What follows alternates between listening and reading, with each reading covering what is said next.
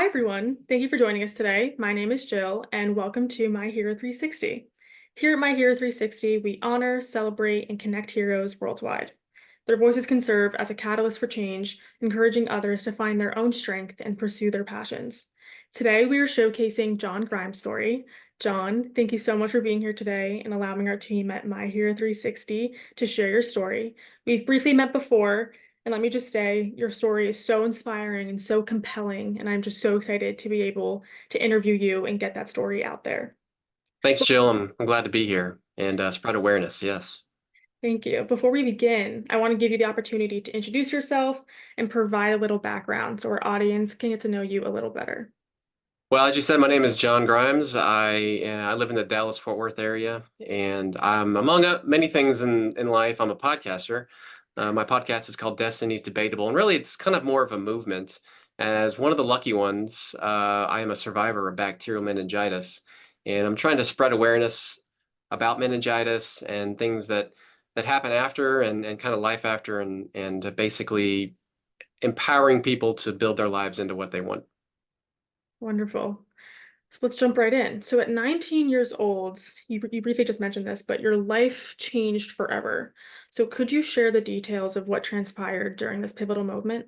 In 1998, I was a sophomore at Texas Tech University. As a typical student, teenager, I felt like I was 10 feet tall and bulletproof, and I was an active member of a fraternity. Life seemed to be following an ordered path until February 13th. I woke up in the hospital. Mm. Miraculously, 8 days prior, my fraternity brother had found me unconscious on the floor in my bedroom. Now, I'm probably not the only guy that's got a story about being found on the floor by a fraternity brother during their college days, but Hmm. rather than the result of a memorable college night, my experience was due to a nasty bout with bacterial meningitis.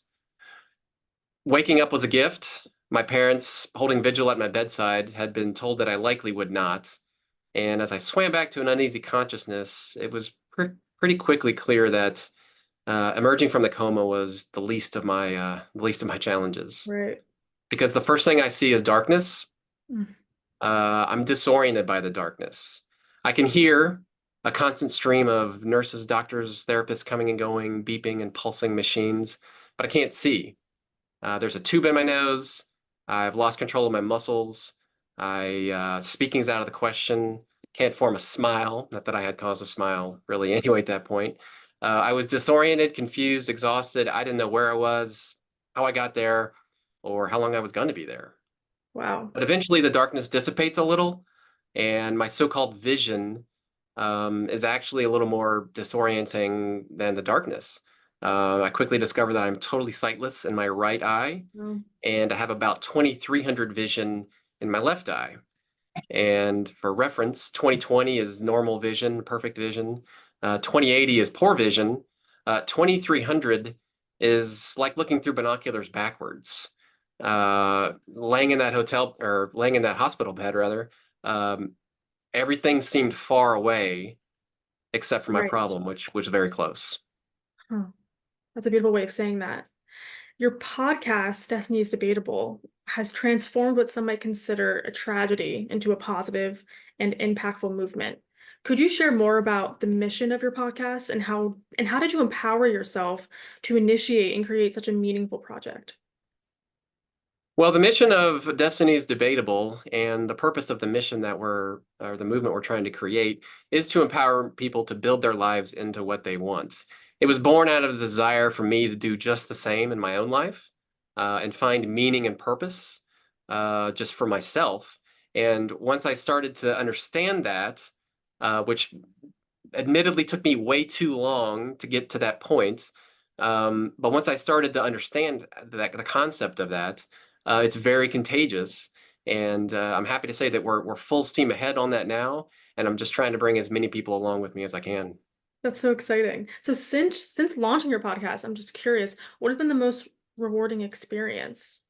Oh, it's definitely the connection, The connection. and it's definitely all the stories of hope and things that I encounter. I think hope is so important. Mhm. Everybody goes through, regardless of situation, medical or just any in life, we go through challenging times, and hope Yes. is what brings us out of those times, or has the ability to nudge us to get us moving and thinking in a more positive direction.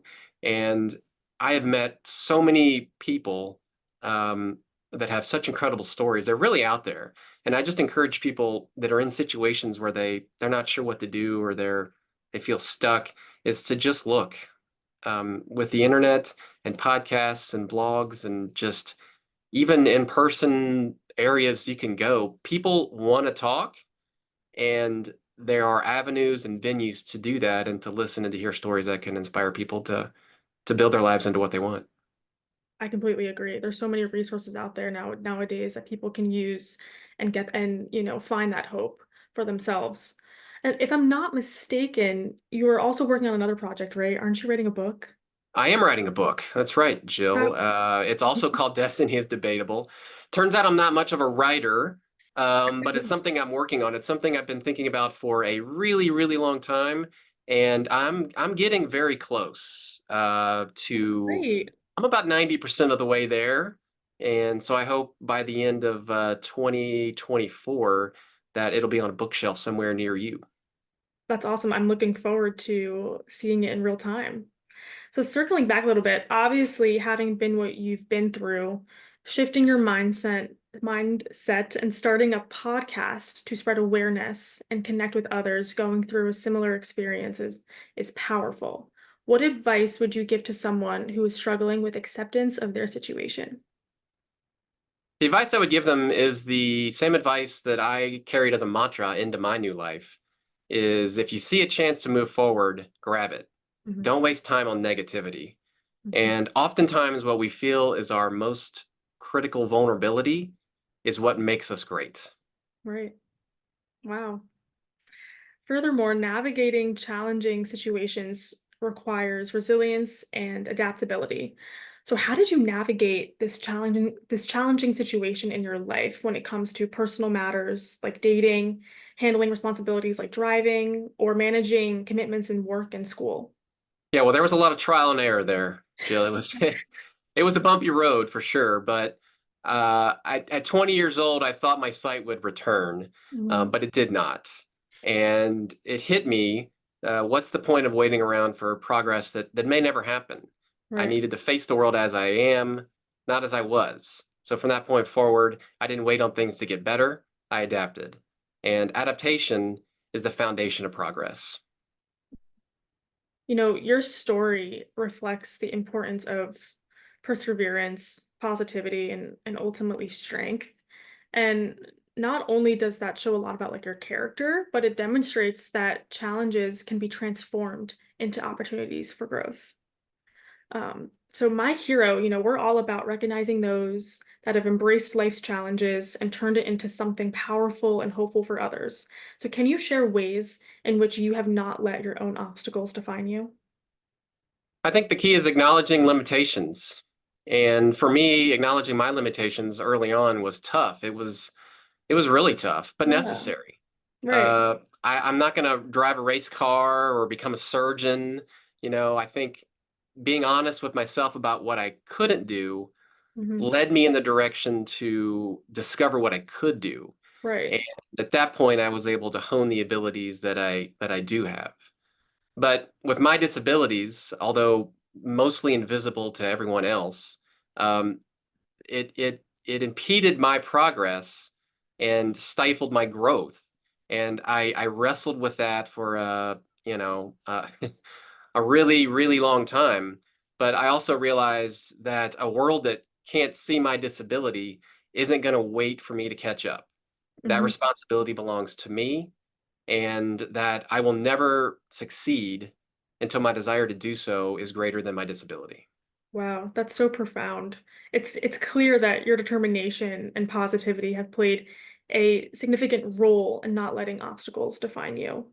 So for my last question, what would you tell your younger self knowing what you know now?